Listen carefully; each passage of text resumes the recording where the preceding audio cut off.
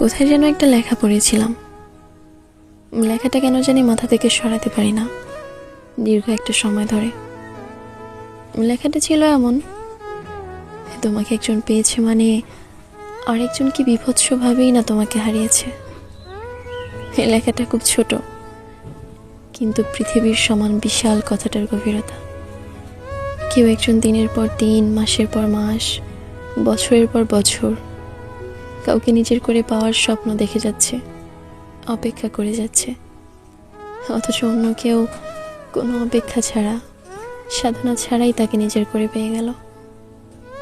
সে জানেও না যে তাকে নিজের করে পেল, তাকে পেতে একজন কত শত দিন ধরে ক্ষুধার্ত ভিক্ষুকের মতো তার অপেক্ষায় দাঁড়িয়েছিল।